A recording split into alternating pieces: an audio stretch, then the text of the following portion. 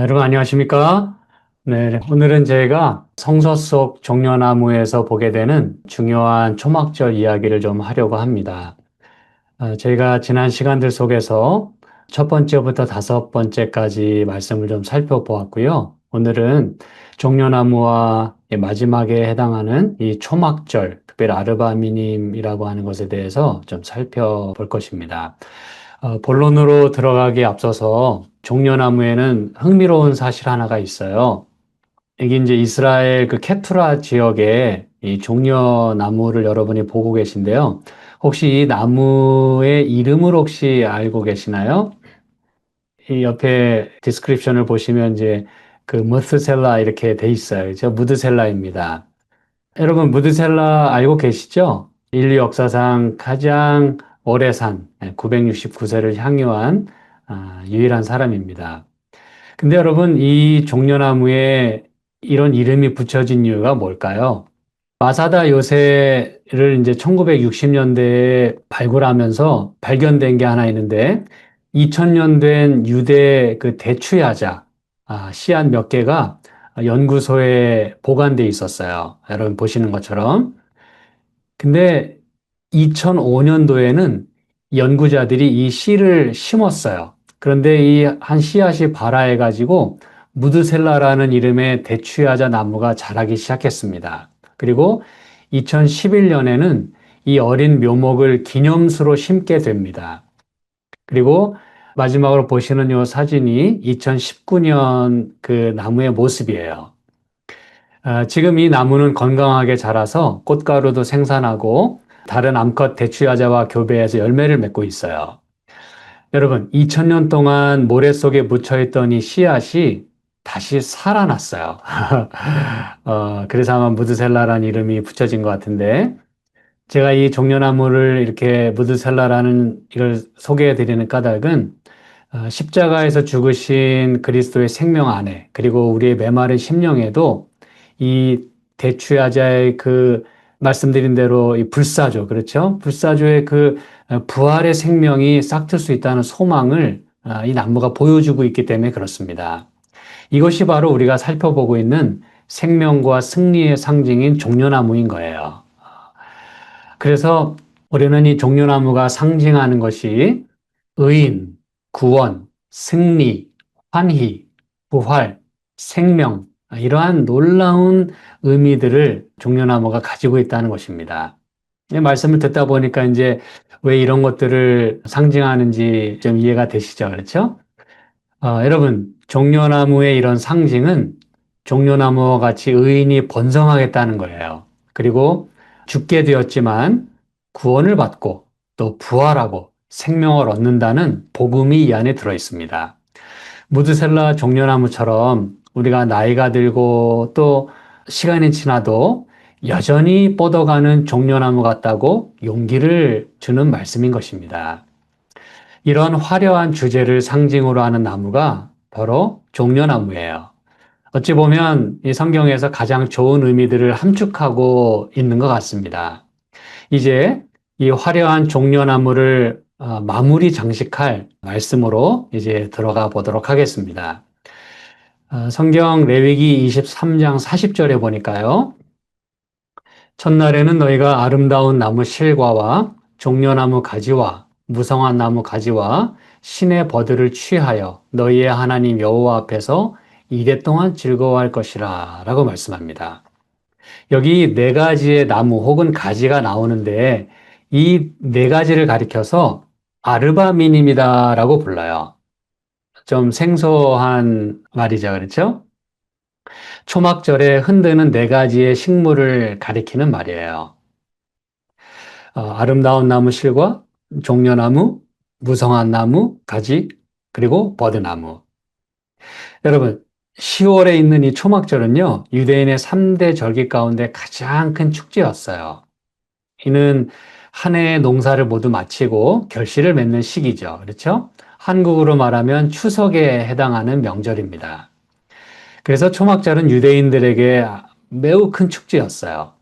그래서 그들은 초막절이 다가오기 전에 이 네 가지 식물을 준비하느라고 아주 분주했습니다. 마치 한국에서 이 차례상 또 뭐 여러 음식들을 준비하는, 그렇죠? 예.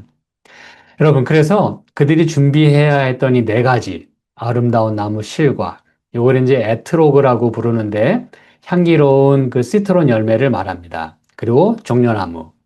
그리고 특히 여기 무성한 나무 가지라 그랬는데 이건 화석류 나무를 가리킵니다. 여기 특별히 스가랴서 1장 8절로 11절 그리고 이사야서 55장 13절에 이렇게 보니까요. 밤에 이제 환상을 보는데 한 사람이 붉은 옷을 입고 골짜기에 있는 화석류 나무 사이에 서 있었다 그랬어요. 그리고 이제 말들이 보입니다. 여러분, 이 구절에서 화석류 나무는 광야에서 인도하신 하나님을 상기시키는 거예요. 그래서 스가랴에게 용기를 주는 것입니다. 왜 무슨 용기일까요? 폐허된 유다 땅에서 이제 포로에서 돌아와서 왜냐하면 스가랴서는 포로 이후에 하나님께서 허락하신 선지자잖아요. 그렇죠? 근데 포로에서 돌아온 건 감사한데 와서 보니까 아무것도 없잖아요. 폐허잖아요. 그렇죠? 그래서 여러분이 알고 계시잖아요. 에스라나 느헤미야가 어떤 일들을 했는지 말이죠. 스가랴는 바로 그때 하나님께서 보내신 선지자인데 포로에서 돌아와가지고 당연히 힘과 용기가 필요했어요. 아무것도 없던 것에서 다시 시작해야 했기 때문에 하나님은 바로 그때 스가랴에게 이 이상을 보여주시면서 힘을 상징하는 말들과 더불어서 붉은 옷을 입으신 예수님, 즉 하나님께서 그 화석류 나무 사이, 즉 광야의 백성들 사이에 계셨음을 보여주는 거예요. 그래서 광야 같은 이 폐허가 된 곳에서도 하나님께서 함께 하신다는 걸 잊지 말라는 거예요. 그리고 또 이사야서 55장에 보니까 잣나무는 가시나무를 대신하고 화석류는 진려를 대신해서 날 것이다. 이게 무슨 의미인지는 여러분이 딱 와 닿으시잖아요. 그렇죠? 네. 회복과 아름다움을 이 화석류가 상징하고 있다는 뜻입니다. 그리고 또 이 아르바미님, 이 네 가지 식물 가운데 또 여기 신의 버들이 등장하잖아요. 그렇죠? 이 버드나무인데 여러분 버드나무의 특징은 뭐 하나를 얘기하자고 한다면 물가에 의존할 수밖에 없는 나무입니다. 왜냐하면 이 물이 없으면 뭐 모든 식물이 그렇습니다만 특히 이 버드나무는 금방 시들어 버려요. 네.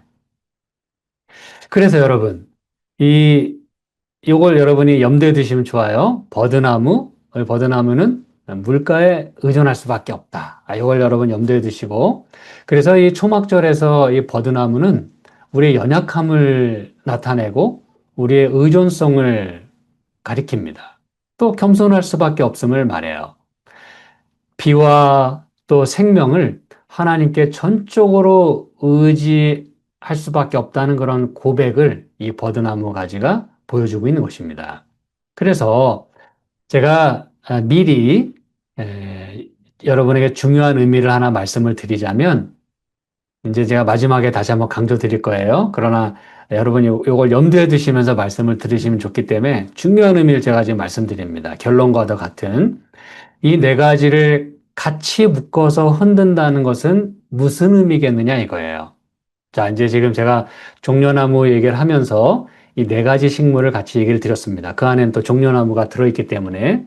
근데 이 네 가지와 함께 종려나무를 같이 이해하는 것은 왜 중요한가 이것이에요. 그리고 왜 네 가지를 이 초막절에 함께 흔들었을까 이것이죠. 네.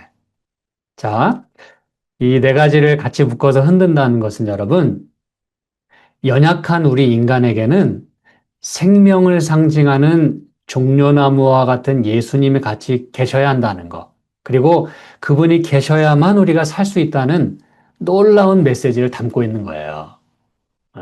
여러분이 이제 이거를 아시면 좋겠어요. 버드나무는 의존할 수밖에 없는 그런 우리의 연약성을 드러내기 때문에 그 종려나무는 번성하고 승리하는 그렇죠? 그리고 또 이 생수 이제 제가 또 생수 얘기를 또 드릴 거예요. 그래서 이 버드나무 종려가지 이 시트론 이 나무 또 무성한 나무 가지를 함께 흔드는 것은 놀라운 의미를 가지고 있는 것입니다. 여기 보니까 재림교 저자 이 S.N. 헤스켈이라는 분이요. 초막절을 설명하면서 이렇게 얘기를 했습니다. 초막절은 연중 마지막 절기로서 구속 계획의 최종적인 완성을 예표한다 그랬어요. 그래서 이 초막절은 굉장히 중요한 의미를 성경에서 가지고 있습니다. 그리고 그 초막절에 종려나 가지를 흔든다고 하는 거예요. 네. 이게 바로 구속 계획의 최종적인 완성이래요. 그리고 이 유대 문헌과 연구에 따르면 종려는 승리와 평화와 영생을 상징하는 것으로 이해가 됐고요. 장막절은 수확의 기쁨, 그렇죠? 그리고 거기에다가 광야에서 하나님이 지켜주신 그 보호를 기억하는 그런 절기였어요. 그리고 놀라운 사실 하나는 이 어떤 랍비 전통에 보면은 나팔절 이후에 대속죄일 이후에 이 장막절을 지키게 되잖아요. 그때 그 장막절의 종료를 뭐라고 표현하냐면 하나님 앞에 심판에서 승리한 백성의 기쁨을 상징한다라고 얘기했어요. 자, 나팔절, 대속죄일, 초막절 이렇게 가기 때문에 초막절을 지킨다는 건 뭘 의미하냐? 앞에 있는 그 심판, 유대인들에게 있어서 대속죄일은 심판의 날이거든요. 욤키푸르라 그래서 그 심판을 통과하고, 그렇죠? 심판에서 승리한 것을 이렇게 표현한다라고 하는 거예요. 놀라운 이 신학적, 구속적인 의미를 가지고 있습니다. 그래서 이 종려가지는요, 심판을 통해서 용서와 의롭다 하심을 경험하고, 그리고 그것을 통과한 사람들이 하나님과 함께 장막을 치고 거하는 요한계시록 21장에 나오는 그 기쁨이라고 하는 놀라운 구원의 흐름을 품고 있어요. 이거는 우리 재림교회가 가지는 놀라운 그 메시지를 아주 힘있게 또 증거하고 있는 거예요. 조사 심판 이후에 구원받은 자들, 또 그들이 누리는 최종적인 기쁨. 여러분 얼마나 큰 의미가 담겨 있습니까? 그렇죠? 이 부분에 대해서 우리 재림교 주석은 이렇게 표현을 했어요. 이 가지들은, 그러니까 네 가지죠. 이 가지들은 초막을 만드는 데 사용되었고, 이스라엘은 이 절기 동안 그 안에서 살아야 했다. 백성들은 속죄일에 영혼을 괴롭게 해야 했다. 그렇죠? 속죄일 동안에 죄를 고백하는 일이 있었어야 했기 때문에, 그러나 초막절에는 즐거워할 것이었다 그랬어요. 예. 눈물로 뿌린 씨앗을 곧 기쁨으로 거둔다고 하는 그 시편의 말씀이 여기에도 또 해당이 되는 것이죠. 그렇죠? 이것은 연중 가장 행복한 절기였고, 이때 뭐, 우정이 돈독해지고, 행복과 화합 속에서 지내고, 그렇죠? 그리고 이런 점에서 이 절기는 장차 있을 하나님의 백성들의 대추수 때를 예언했다 그랬어요. 동서로부터 많은 사람이 이르러 아브라함과 이삭과 함께 천국에 앉겠다. 그리고 이 초막절은 이스라엘이 40년의 방랑 기간에 광야의 천막에서 살았던 때를 기념했다. 그러면서 하나님이 과거에 우리를 어떻게 인도하였는지를 기억하는 것은 좋은 일이다. 그의 섭리를 회상하는 것 또한 좋은 일이다. 왜냐하면 우리는 종종 오늘날 그가 우리를 인도하는 방법에 대해 쉽게 불평하기 때문이다.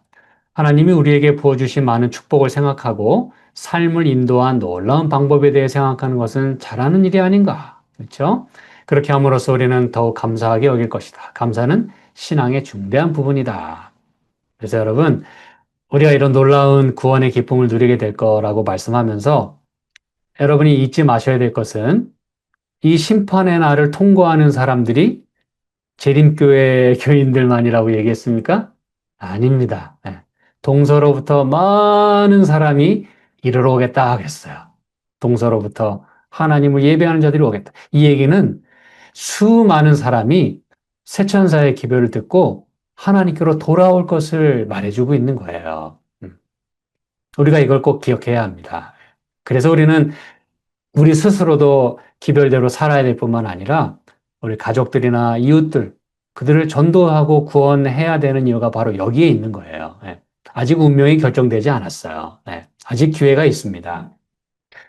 그리고 이 초막절은 하나님께서 광야 40년을 인도하신 것을 기념하고 감사하고 그렇죠? 또 그것을 통과한 것을 또 감사하고. 근데 단지 우리가 광야를 통과했기 때문에 우리가 기뻐하는 것이 아니라 하나님께서 그렇게 인도하셨음을 찬양한다고 하는 것입니다. 이게 이제 아주 중요한 포인트예요. 그냥 우리가 구원받았다 그게 아니라 누가 이 일을 끝까지 이루셨냐 이거예요. 네, 그걸 초막절은 잊지 말라고 오늘 우리에게 말씀하고 있는 것입니다. 네. 이제 우리는 이 구원이 가능하게 된 것이 오로지 예수님 때문임을 기억을 합니다. 성경은 이 초막절의 표상이 어떻게 예수님에게서 그 의미를 가지게 되었는지를 또 보여줍니다. 놀라운 말씀이에요. 자, 이제 성경 말씀 볼게요. 유대인의 명절인 초막절이 가까운지라 명절 끝날 곧 큰 날에 예수께서 서서 외쳐 이르시되 누구든지 목마르거든 내게로 와서 마시라. 나를 믿는 자는 성경의 이름과 같이 그 배에서 생수의 강이 흘러나오리라 하시니 이는 그를 믿는 자들이 받을 성령을 가리켜 말씀하신 것이라. 이 말씀, 이게 초막절과 관련돼서 나오고 있어요. 여러분이 잘 아시는 이 말씀이. 자, 그러면 이 말씀을 이해하기에 앞서서 먼저 유대인의 관습을 좀 살펴보면 도움이 될 것 같아요. 왜냐하면 이 말씀의 배경이기 때문에 그래요. 여기 부조와 선지자에 보니까 사람들은 초막절 동안 자기 집을 떠나서 좋은 나무의 가지와 종려나무 가지와 신의 버드나무 가지로 만든 초막에 거했다.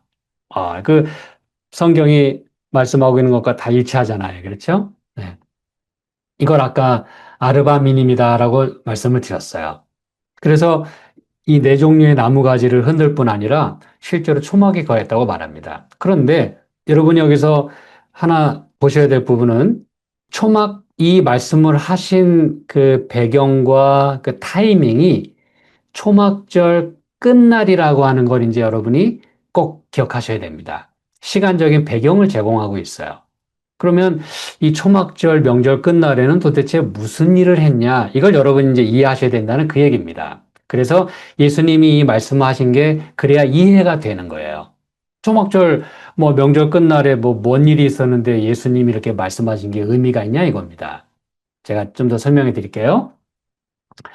이 성전에 큰 그 버드나무 의식이 있었는데 이걸 아라바 의식이라고 부릅니다. 유대인들의 이게 관습이에요. 그래서 우리가 이해를 해야 됩니다. 미시나 이 수카 이 4장에 나오는 성전 의식인데요. 여러분 여기 왼쪽 아래 이 설명에도 보면 초막절에 제단 남서쪽에 버드나무를 세운 걸 여러분이 봅니다. 그렇죠? 네. 자, 이건 뭐냐면 초막절 행사의 하이라이트는요. 성전의 제사장 뜰에 있는 제단 남서쪽. 네. 이게 제단입니다. 여러분 보고 계신 게. 여러분 알고 계시죠? 헤롯 왕이 지은 예루살렘 성전의 제단은 엄청 컸어요. 지금 여러분이 보고 계신 이 사이즈입니다. 네. 그래서 예수님이 이렇게 제단 위에 들린다라고 하는 게 바로 이걸 예수님이 보시고 말씀하신 거예요. 높이 들리잖아요. 그렇죠? 여기 희생제물로 그 드려질 그 양 대신에 예수님이 십자가에 높이 들리실 것을 말씀한 겁니다. 자, 그런데 이 하이라이트는 뭐냐면 이렇게 버드나무 가지를 세운 다음에 매일 제단 주위를 한 바퀴씩 도는 겁니다. 네. 그리고 또 유대인들은 그 마을 시내가에서 매일마다 새로운 버드나무 가지를 꺾어 왔어요. 왜냐하면 하루만 지나도 버드나무 가지는 물이 없기 때문에 어떻게 된다? 말라 비틀어지기 때문에 그래요. 그래서 성경에 이 버드나무 가지가 항상 어디에 있는 나무로 묘사되는지 알고 계시죠? 시냇가 옆에. 예, 그게 바로 시내 버들입니다. 예. 이렇게 6일 동안 새로운 버드나무 가지를 세워놓다가 초막절 마지막 날에는 특별한 행사를 했어요. 그건 뭐냐면, 이 마지막 날에도 이제 버드나무 가지를 여기 제단 옆에다 이제 세워놨는데, 이때는 제사장을 앞세워서 제단 주의를 행진했는데, 이때는 모든 사람을 다 초청했어요. 왜냐하면 보통은 이 제사장 외에는 들어갈 수 없는 이 뜰이었는데 이날 하루만큼은 모든 사람에게 다 오픈했어요. 여인들에게도 오픈하고 아이들에게도 오픈하고 초막절 마지막 날에는 이 모든 사람이 평일에는 한 바퀴만 돌았지만 마지막 날에는 이 제단 주위를 7바퀴 돌았어요. 그게 이제 여기 그림에서 보시는 것처럼 순례객들이 이 제단 주위를 돌면서 시편 기도를 간절히 드렸습니다. 여호와여 구하옵나니 이제 구원하소서. 여호와여 우리가 구하옵나니 이제 형통하게 하소서. 시편 118편에 있는 말씀이에요. 여러분, 광야의 백성 이스라엘에게 있어서 물은 생명과도 같은 거였어요. 그렇죠? 그리고 하나님의 은혜를 상징하는 겁니다. 그래서 물이 없어 죽어가는 이 버드나무처럼 하나님의 특별한 은혜가 없이는 말라 비틀어질 수밖에 죽을 수밖에 없는 이스라엘을 구원해 달라고 하는 기도를 간절히 드리는 거예요. 이런 예식을 통해서. 그리고 이제 구원하소서라는 것은 히브리어로 여러분이 아시는 것처럼 호시아나입니다. 호시아나. 우리말로는 뭐예요? 호산나. 네. 호시아나. 이게 이제 구원이란 뜻이에요. 예. 초막절 행사에 쓰이던 이 버드나무가 가진 닉네임이요. 호산나였습니다, 여러분. 그럼 이제 의미가 좀 더 가까워지죠. 그렇죠. 예. 호산나라고 외치는 것은 물이 없어서 절규하는 그 버드나무의 외침과도 같다는 것입니다. 예. 아울러 건기가 끝나고 초막절이 시작되는 10월 무렵에는 이른비가 제때 내릴 수 있도록 간구하는 그런 기도문이기도 했어요. 예. 이때 이른비가 내리지 않으면 파종할 수가 없잖아요. 그렇죠? 예. 이때 바로 예수님이 딱 이 성전 제사장들에 나타나신 거예요. 무슨 얘기인지 아시겠습니까, 여러분? 이 초막절 마지막 행사 때에 버드나무 가지, 그 다음에 물이 필요한 이들에게 있어서 물을 제때 내려달라고 하는 그 생수를 우리에게 허락해달라고 하는 그 기도와 더불어 이들이 그날 마지막 이 의식을 하고 있을 때 그때 예수님이 딱 등장하신 겁니다. 이해가 되시겠죠? 그래서 아까 생수 얘기를 하신 거예요. 그래서 이때 물 붓는 의식을 한 겁니다. 샘에서 물을 떠와가지고 항아리에다 물 붓는 의식을 한 거예요. 왜냐하면 광야에서 물이 없이는 살 수가 없었지만 하나님이 물을 허락하셨다는 걸 기념함과 동시에 우리에게 물이 필요하다는 거예요. 생수가 필요하다는 것입니다. 하나님의 생수로 살려달라는 거예요. 그때 예수님이 딱 생수라고 등장하시는 것입니다. 예. 유대인들은 하나님의 은혜를 간구하고 있었지만 안타깝게도 바로 옆에 서 계시는 생수이신 예수님을 알아보지 못했어요. 그들은 오히려 하나님의 은혜의 현현인 예수님을 죽이려고까지 했어요. 예수님은 이 초막절 마지막 날에 물이 없어 죽어가는 이 버드나무와 구원을 간구하며 호산나를 외치는 유대인들에게 자신이 메시아임을 선언하고 계셨던 것입니다, 여러분.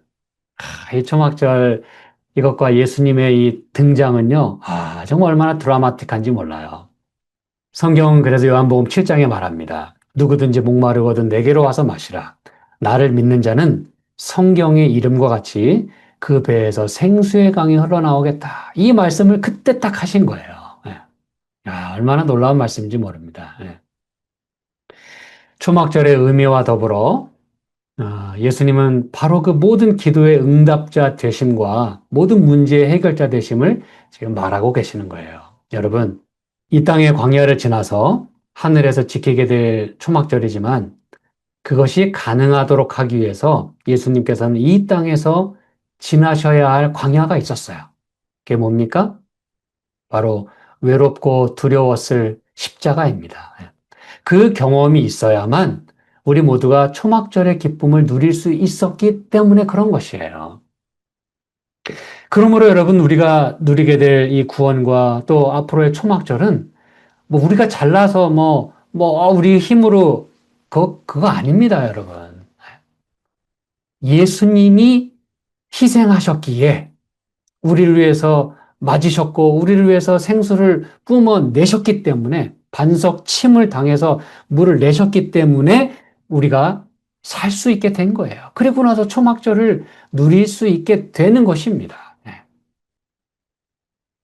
그래서 요한복음 12장에 가면 예수님이 어떻게 초막절의 구원의 기쁨을 예표하셨는가를 우리는 보게 됩니다. 이튿날에는 명절에 온 큰 무리가 종려 나무가지를 가지고 맞으러 나가 외치되 호산나 찬송하리로다. 주의 이름으로 오시는 이곳 이스라엘의 왕이시여. 여러분, 이때의 이 외침은 얼마나 중요한지 모릅니다. 왜냐하면 예수님을 물론 잘못된 이 생각을 가지고 예수님을 메시아로 추대했지만 그분이 메시아인 것은 틀림없어요. 다만 그들은 로마에서 이끌어줄 메시아만을 원했지만 예수님은 단지 로마에서의 구원이 아니라 죄로부터 우리를 구원해 주실 그런 정복자 하나님으로 등장하시는 것입니다, 여러분. 마침내 사단의 권세로부터 우리를 구원하시기 위하여 지금 십자가로 가시는 길이었어요.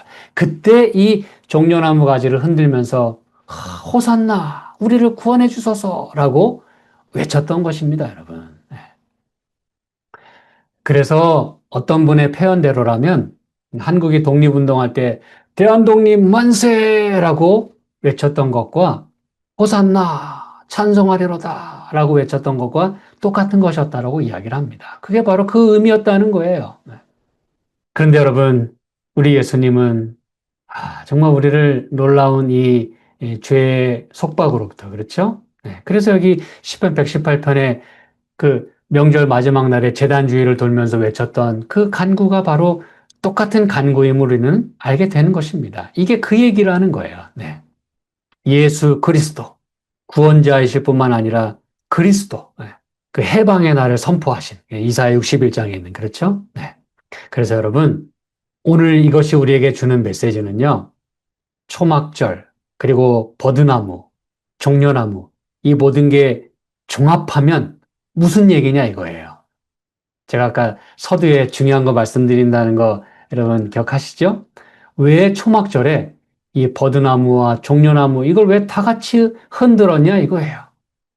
바로 버드나무와 같이 물이 필요한 우리 인생과 이 땅에 우리 곁에 오신 예수님, 즉 생명수로 오신 예수님, 종려와 가지 같은 예수님, 생명과 활력을 불어넣는 이 예수님이 우리와 함께하게 될 때에만 우리가 살 수 있음을 말해주는 것입니다, 여러분.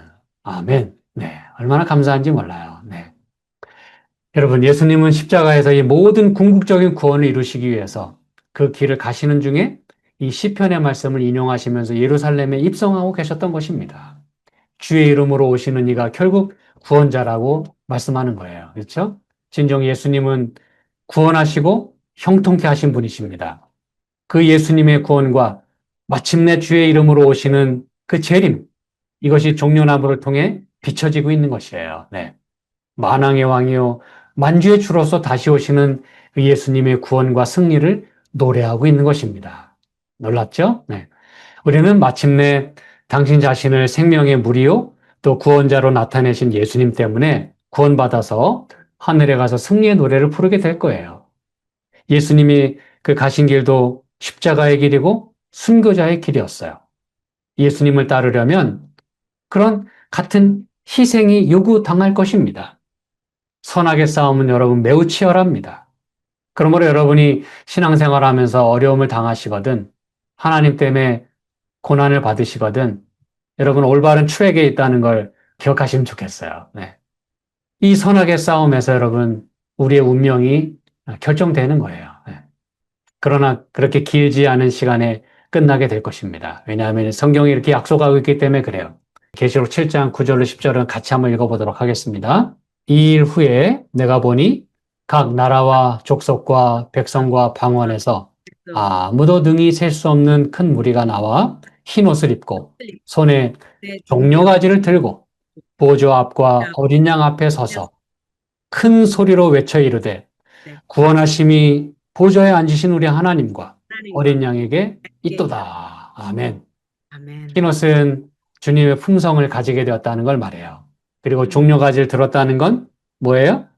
모든 선악간의 싸움에서 각 시대의 대쟁터에서 뭐 했다? 이겼다. 이걸 말해주는 것입니다. 구원받은 셀 수 없는 큰 무리는 무슨 기별을 듣고? 새 천사의 기별을 듣고 구원받은 각 시대, 각 나라의 구원받은 모든 성도를 가리키는 것입니다. 특징은 조사 심판 1844년 이후에 그 심판의 시간을 통과하고 마지막 환란을 통과한 충성된 무리가 얻은 최종 승리라고 하는 것입니다. 네. 여러분, 우리를 향한 하나님의 마음이 이 안에 들어있어요. 하나님께서는 천사들에게 당신의 택하신 사람들을 재난에서 구원하고 또 보호하도록 사명을 주셨다 그랬어요. 거듭거듭 천사들의 격려의 말은 충실한 사람들의 낙담한 마음을 새롭게 하고 그들의 마음을 세상의 사물을 초월하게 하여 승리자들이 크고 흰 보좌 주위에 둘러서서 받게 될 흰옷과 면류관과 승리의 종려가지를 믿음으로 바라보게 하였다. 아멘.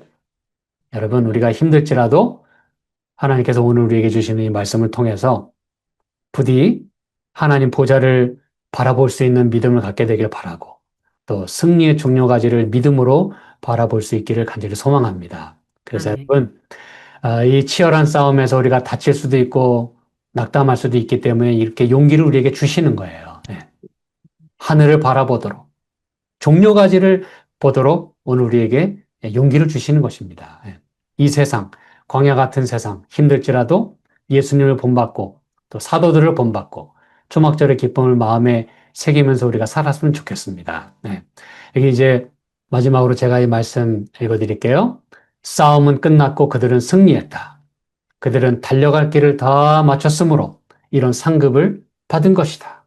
저희 손에 든 종려가지는 승리의 상징이며 흰옷은 이제 그들의 소유가 된 흠이 없는 그리스도의 의의 표상이다. 여러분, 초막절은요, 마지막 추수, 최종 구원, 그리고 하늘 가나안에서 누리게 될 영원한 장막 생활을 상징하는 것입니다.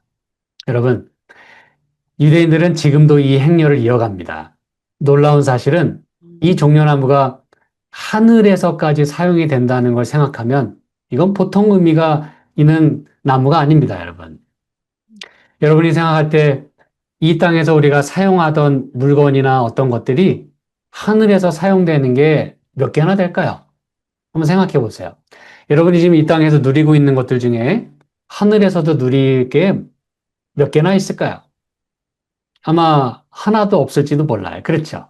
우리는 이 땅에 모든 걸 다 두고 갈 겁니다. 왜냐하면 이것들은 다 옛 것이고 하늘에선 필요가 없는 것들이에요.